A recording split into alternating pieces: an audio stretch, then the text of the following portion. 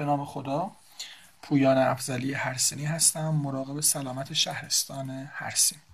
توی این برنامه میخوایم در مورد رژیم غذایی مایند صحبت کنیم که اصطلاحاً یک رژیم اختصاصی هست برای در واقع بهبود عملکرد سیستم عصبی، برای تقویت حافظه، برای در واقع بهبود عملکرد مغز و یا کاهش حدوداً 30% ابتلا به آلزایمر در دوران پیری.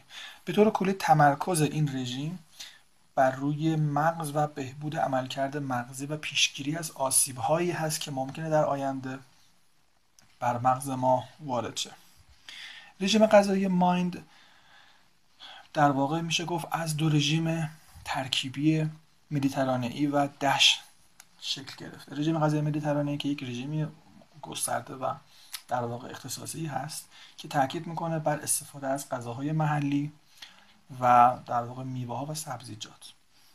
رژیم دش هم که حالا داستان و بحث خودشو داره، اما به طور کلی این رژیم میاد 9 گروه غذایی رو به ما توصیه میکنه در هفته مصرف کنیم و میاد 5 گروه غذایی رو هم برای ما محدود میکنه که حالا ما اول میایم 9 گروه غذایی در واقع دوستدار مغز رو به شما معرفی میکنیم. توی این رژیم مایند میاد 9 گروه غذایی که در اصطلاح پزشکی یا حالا در باور عامیانه به عنوان غذاهای دوستدار مغز و تقویت کننده مغز شناخته شدن تاکید میکنه.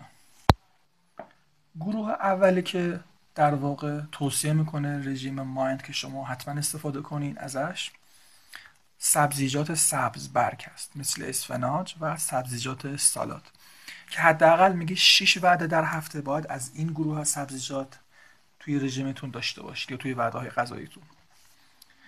گروه دوم دیگر سبزیجات هست که حالا شامل انواع سبزیجات میشه که میگه حداقل 1 وعده در هفته باید از این مواد استفاده کرد. دسته سوم انواع مغزها هست که میگه حداقل 5 وعده در هفته باید استفاده بشه. گروه چهارم انواع توت هست که حداقل هفته 2 مرتبه توصیه میشه که استفاده کنیم ازش.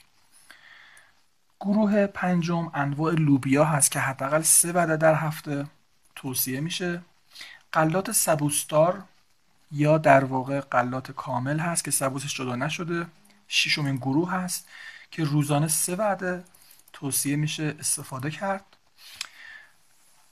گروه هفتم در واقع میشه گفت ماهی هست، مصرف ماهی هست حداقل 1 بار در هفته.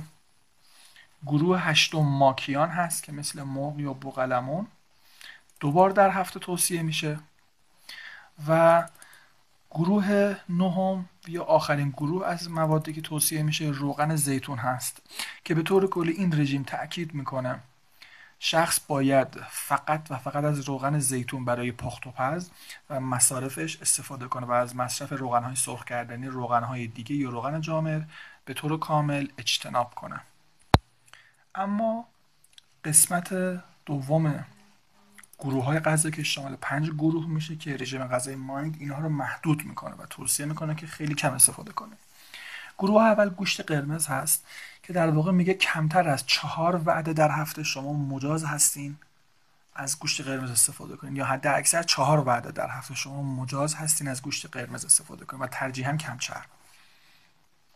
گروه دومی که محدود میکنه کره و مارگارین هست یا حالا کره گیاهی که میگه شما کمتر از 1 قاشق سوپ خوری در روز مجاز هستین از کره یا مارگارین استفاده کنید. گروه سوم پنیر هست که میگه کمتر از 1 وعده در هفته شما اجازه دارین در واقع از پنیر استفاده کنید یا در واقع حد اکثر 1 وعده در هفته پنیر میتونید داشته باشین که در پایان صحبت میگم چرا این پنیر رو محدود کرده، علیرغم که پنیر پروتئین خیلی خوبی داره. گروه چهارم شیرینی و کلوچه است که کمتر از 5 وعده در هفته توصیه شده توی این رژیم و فست فود و سرخ کردنی ها هم کمتر از 1 وعده در هفته یا همون حد اکثر 1 وعده در هفته توصیه میشه توی این رژیم. اما در پایان سری نکات رو باید ذکر کنم، اینکه چرا گفته پنیر رو حد اکثر 1 بار در هفته استفاده کنید توی این رژیم. به خاطر اینکه پنیر حاوی چربی های در واقع اسیدهای چرب اشباع هست و خب میتونه آسیب بزنه توی این رژیم. اما در مورد درستی این رژیم باید گفت که افرادی که در واقع قبل از سن حالا سالمندی هستن از این رژیم استفاده میکنن حدود 54% کاهش ابتلا داشتن در واقع مبتلا شدن به بیماری آلزایمر، یا حتی افراد بزرگسالی که در اواخر دوره میان سالی و در بعد ورود به دوره سالمندی هم هستن یه چیزی حدود 35% کاهش داشتن در واقع مبتلا شدن به بیماری آلزایمر. در واقع میشه گفت که افراد جوان و میان سال تا 54% شانسشون کم شده توی در واقع تحقیقاتی که انجام دادن توی افراد مختلف، گروه های مختلف، سنین مختلف، و 34% هم در واقع افرادی که 35% هم افرادی که در اواخر دوره میان سالی بودن بازم کاهش شانس خیلی مناسبی داشتن که این در واقع بیماری آلزایمر رو بهش مبتلا نشن.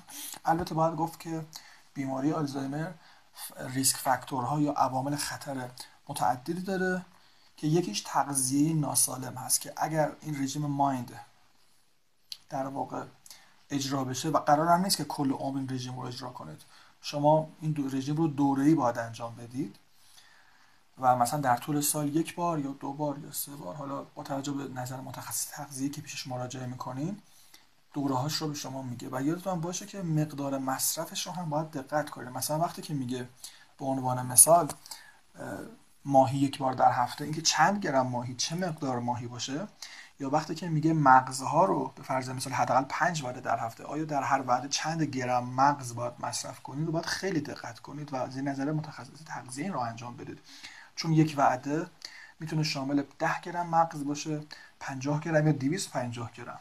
و یادتون باشه مصرف مغزها میتونه به شدت چاق و اضافه وزن چاق کنه آدم و آدم رو دچار اضافه وزن میکنه. اینها رو باید دقت کنید.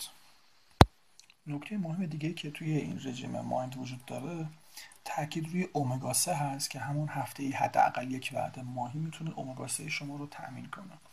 یا میتونید مکمل ها رو داشته باشین و از مکمل هایی که حاوی امگا 3 هستند استفاده کنید.